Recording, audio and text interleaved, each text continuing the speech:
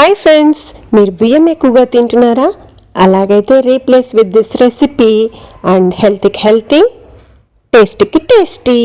సరే, మరి ప్రాసెస్లోకి వెళ్ళిపోతాం. ఇవి ఉప్పుడు బియ్యం. వీటితో మనం ఈరోజు ఒక మంచి వెరైటీ లడ్డు ప్రిపేర్ చేసుకుందాం. దీనివల్ల మనకి బియ్యం తిన్న ఫీలింగ్ వస్తుంది, టేస్ట్కి టేస్టీ అండ్ హెల్త్కి హెల్తీ ఆల్సో. సరే, ముందుగా పల్లీలని ఒక కప్ తీసుకొని ఇలా లో ఫ్లేమ్లో పొట్టు పోయేలాగా బాగా వేయించుకోవాలి.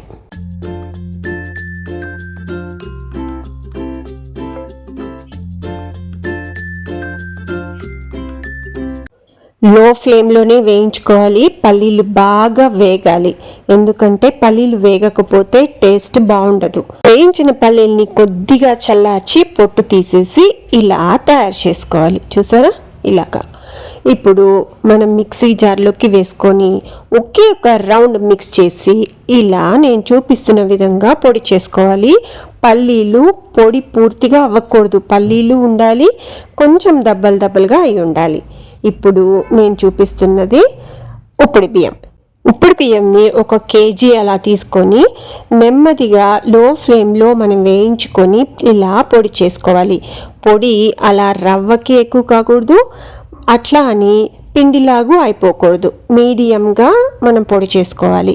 ఇది ముందుగానే మనము చేసి పెట్టుకున్నామంటే ప్రాసెస్ ఈజీ అయిపోతుంది అనమాట. నేను ఇక్కడ ముందుగానే చేసి పెట్టుకున్న ఉప్పుడు బియ్యం పొడిని 1 కప్పు తీసుకున్నాను. తర్వాత ఒక 1/2 kg బెల్లంని తీసుకొని కొద్దిగా వాటర్ వేసి ఇప్పుడు పాకం పట్టుకుందాం.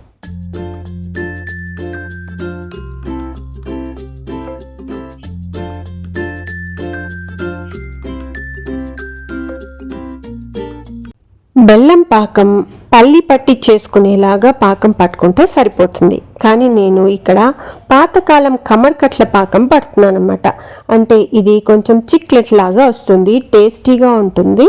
అంటే తినేటప్పుడు కొంచెం సాగినట్లుగా కమరకట్లు తిని ఉంటే తెలిసి ఉంటుంది మీకు. సో అలా చిక్లెట్ లాగా ఉంటుంది, టేస్టీ ఉంటుంది. మనకి ఎప్పుడైనా పొద్దుపోనప్పుడు ఏదో ఒకటి అట్లా తినుకుంటూ ఉంటే చాలా చాలా టేస్టీ అండ్ టైంపాస్ కూడా అవుతుంటుంది అనమాట. మీరు గట్టిగా నమ్మలేము అనుకున్నప్పుడు లేత పాకం కట్టి ఉండలు చేసేసుకుంటే హెల్త్కి మంచిది. చూసారా, ఇప్పుడు నేను ఇది చిక్లెట్ పాకం పడుతున్నాను అనమాట. అంటే కమర్కట్ట పాకం పడుతున్నాను. ఇది కొంచెం ముదిరితే మళ్ళీ గట్టిగా అయిపోతుంది, చూసుకొని పాకం పట్టుకోవాలి.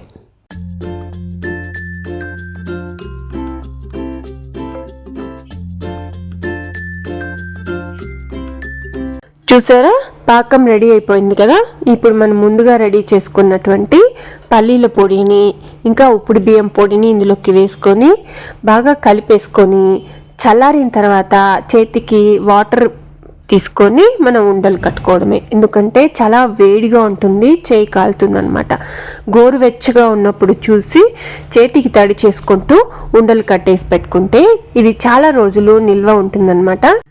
లేకపోతే ఒక ప్లేట్కి నెయ్యి కానీ ఆయిల్ కానీ గ్రీస్ చేసుకొని మనం తయారు చేసుకుని మిశ్రమాన్ని స్ప్రెడ్ చేసి కత్తితో ముందుగా ఘాట్లు పెట్టి కట్ చేసి పెట్టుకున్నట్లయితే మనం తర్వాత ముక్కలుగా విరుచుకొని బర్ఫీలా కూడా తినేయచ్చు. సరే, మరి నచ్చిందా రెసిపీ?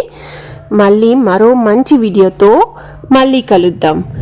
ఇంకా ఇవి తినడం వల్ల మనకి బియ్యం తినాలి అనే ఫీలింగ్ రోజుకి తగ్గుతుంది. సరే, మరి బాయ్.